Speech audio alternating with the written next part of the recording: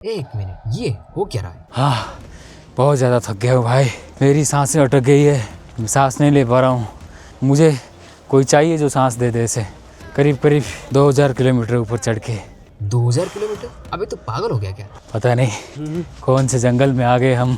थोड़ा भूतिया भूतिया फील आ रही है। पर ये सच बोल रहा है या झूठ? चलो इसका पर्दाफाश करते हैं। और शुरू से सुबह के करीब 6 बजे, जहाँ आधे से भी ज्यादा बैंगलोर बेड पे सोए हुए हैं और पौने से भी कम सड़क पे सोया नहीं, घूम रहे हैं, उसी वक्त हम दो लोग बिना वजह उठ के भाग रहे हैं 70 किलोमीटर दूर पहाड़ियों की ओर। हमें खबर मिली है एक एलियन जो आसमान से टपक के गिरा है धरती पर और उस पहाड़ों में कहीं छुपा बैठा है। हमको उसे ढूंढना है और वापस भेजना है। हमारी तरह और भी लोग उसी दिशा में भाग रहे हैं। रास्ते में जाते जाते इन बिल्डिंग में सोए हुए लोगों को हम चिल्ला चिल्ला के उठा रहे हैं और अलर्ट कर रहे हैं। उसी वक्त हमारे सामने एक भाई साहब बहुत तेजी से निकल गए। पता नहीं कौन सी जल्दी में थे, पर हमारी अटेंशन तो इस ब्रिज ने खींच ली जो रस्सियों से लटक रहा था। हमें थोड़ा सा अजीब लगा, पर हम इग्नोर करके आगे बढ़ने लगे। उसी वक्त सामने हमें एक ऑटो दिखा जो अपना औकात भूल के इतने बड़े बस के साथ रेस लगाने में भिड़ रहा था। हम उसके साहस और आत्मविश्वास देख के 4 हाथ और 4 पैरों से तालियां बजाने लगे, परंतु कुछ ही देर में उसके आत्मा और विश्वास दोनों ही उससे अलग हो गए और वो पीछे रह गया। लेकिन हम आगे निकल गए हमारे मकसद पूरा करने। हमें रास्ते के साइड पे कुछ बिल्डिंग्स दिखी जो हमें अपना सपना और औकात बड़ा करने की ज्ञान दे रहे थे, लेकिन हमने लिए नहीं।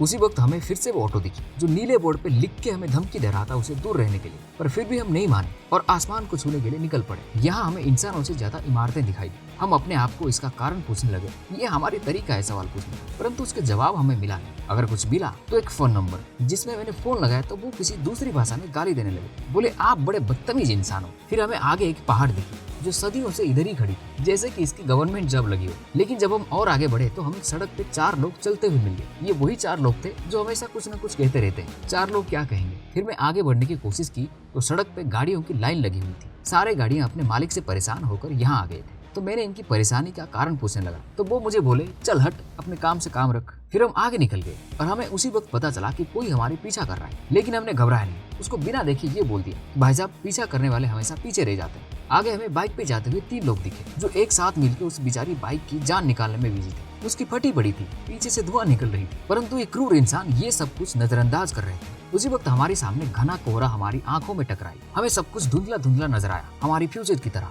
What the fuck. पर हमने हार नहीं मानी। घना कोहरा की छाती चीरते हुए आगे निकल गए और पहुंच गए उस पहाड़ पे जहां एलियन छुपा हुआ था, और गाड़ी से उतर के उसको ढूंढने लग गए। वातावरण बहुत रहस्यमय था। ऊपर चढ़ते चढ़ते हमारी सांस फूल रही थी। भाई पता नहीं कौन से जंगल में आ गए हम। मेरी सांसें अटक गई है, मेरे को सांस नहीं ले पा रहा हूँ। सांस लेने की मुझे दिक्कत हो रही है।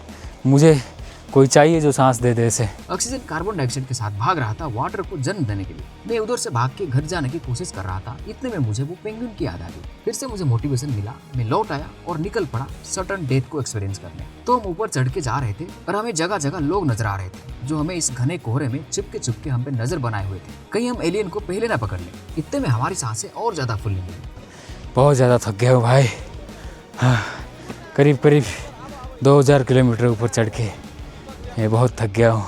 लेकिन हम फिर भी हार नहीं माने। चारों तरफ देखे तो इंसान की परछाई नजर आ रही थी। हमें थोड़ा सा घबराहट हुई। फिर हम आगे बढ़ते चले गए। उसी वक्त मेरा दोस्त मुझे मिल गया जो पता नहीं कहाँ खो गया था। फिर हम दोनों मिलके थोड़ी देर आगे जाने लगे तो उसी वक्त हमें एक मंदिर दिखाई दी जहाँ हम अपनी मकसद पूरा करने की मन्नत मांग ली। इतने में पास से गुजर रहे कुछ लोग हमें घूरने लगे जैसे कि हम दुनिया की 8वीं अजूबे हैं। फिर हम जब आगे निकले तो हमें दिखाई दी एक बंदर जो खाने की ऑर्डर लेट होने की वजह से वेटर पे नाराज होकर अकेले बैठा था। फिर हमें मिले एक भाई साहब जो हमें हेलो गाइस बोल रहे थे और मैंने उसे चैनल सब्सक्राइब करने के लिए बोला तो वो मुझे भाड़ में जा बोल के निकल गया। इतने में हम आगे बढ़ते हैं तो हमें दिखते हैं 2 बंदर जो आज के जमाने में भी सच्चा प्यार कर रहे थे। लेकिन इधर एक कुत्ता बेचारा सिंगल खड़ा था। कहीं भी जाता हूँ कुत्ते नजर आ जाते हैं।